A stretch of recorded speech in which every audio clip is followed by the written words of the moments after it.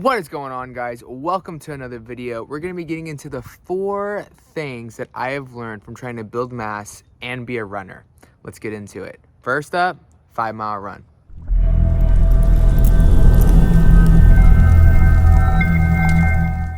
What is going on, guys? So just finished 3 of my 5 miles. I had to jump on a call, so we're gonna jump on that call and I'm gonna finish the other 2 miles at the gym where we're gonna PR on the 4 main lifts of this whole thing: squat, RDL, bench press, and shoulder press. I have a lot to share with you guys, a lot that I've learned and become more aware of. So much to share in this video, so I'm excited about that. So I'm gonna hop on this call and then we'll chat in a bit. Also, side note, I had a super hard run yesterday, so coach said get my carbs up. So we are eating an apple. All right, calls are done, client calls are done. Let's get after it. Let's go smash some weights at the gym, yeah? All right, so just got done running the last 2 of the 5 miles we have today. We're going to do squats first. We're just gonna do 3 warm-up sets and then 1 6-rep max on all the exercises today. So not gonna go crazy, just gonna get the squat, RDLs, bench press, and shoulder press. We'll see how I'm doing. If I do good, great. If I don't, I know why, and we'll talk about that in a bit. So let's get after this first one. So rule number 1 is that it's really hard to both build strength and endurance at the same time. Ooh, getting this 300-pound squat, look at that. But it really is. Like, it's really hard to do both just because they're not really compatible as stressors. And what I mean by that is lifting weights versus building endurance, like in terms of trying to build muscle, it's different stressors. One of them you're trying to build strength, the other one you're trying to build endurance. They're just a different type of muscle fibers, and that affects your body. It makes it a lot more stressed out, and it's just too much stimulus to adapt to that opposes one another, which makes it hard to do. Rule number 2 is that strength training is not good for running to a point. You want a strong foundation, right? I had one going into running, so you should definitely build one. But focusing on strength training and not prioritizing your running can hinder your endurance and your running progress, for sure. All right, so all the benches and shoulder press stations are taken. That's okay though. I'm pretty gassed. But so here's shoulder press from last week, last Friday.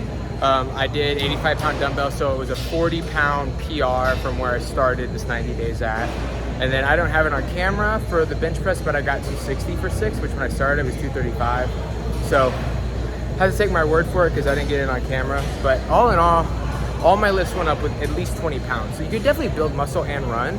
It's just that my running hasn't gotten any better. Like, that's the big thing, right? Is that my running hasn't got any better. And so just realizing that, like, unfortunately, and indirectly, I put running on the back burner to see these gains, in a sense, right? Point number 3 is I think all runners should have a strength building off season. And I know I just said it's not necessarily conducive for why you're progressing in running, but I'm talking about taking 2 to 3 months off every year and solely focusing on some strength training and not running, maybe doing some biking and walks instead.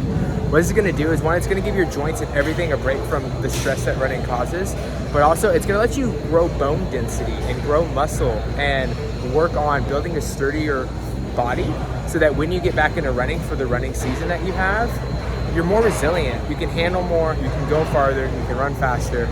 Everything will be benefited from taking 2 months off and just doing heavy squats. All right, guys, back home, ate a bunch of taco salad for dinner, feeling super full. It's actually the last day of me eating like in a surplus. So tomorrow I start my Primal Metabolism program. Link in the description if you want to join me on that. Super awesome stuff. Excited to get a little bit leaner again. I'm going to do a body update in this next clip. This will be tomorrow morning. But tip number 4 is you don't really need to build upper body mass as a runner. And I know people say, oh, well, duh, but realize I didn't say that you shouldn't be strong in your upper body. The upper body is extremely important for running, right? Your obliques, your torso, your traps, all these things move when you run. They all play a part. So you want them to be strong. Again, having a strong muscle foundation is something that I've learned is extremely beneficial. But it's at what point does it overtake the progression of your running? And I think that I've learned that 5 days a week of strength training for most runners, obviously there's some hybrid athletes out there that can do this, but for most runners trying to really be competitive in long distance running, 5 days a week, 3 of those being heavy, which is what I was doing for this, it's just too much. just too much. Okay, so here is the comp update. So a little bit more fluff in my abdominal area. Abs are still kind of there, the top ones. Overall though, looking great. I'm gonna post a photo here in a second of beforehand, and you see a difference in my shoulder caps, my tricep definition, and growth. I did a couple more extra poses that I didn't do in the first video when I was doing it, but overall, very happy. All right, guys, so there you go. You saw the update on the physique. Weighing a 192, so I put on about 3 pounds over the past 90 days, which think is all muscle. It looks like it's all muscle. I mean, I'm pretty sure I put on some body fat. I've been in a surplus, but I mean, I've made great gains and minimal weight gains. So, I mean, in terms of like, if you want to be someone that can run and lift weights, this is my final thoughts here. If you want to be somebody that can run and lift weights and grow in strength, it's doable. You absolutely can do it. I think there's a couple caveats to think about. I think one, do not expect to get really good at running while doing said muscle building and mass gaining.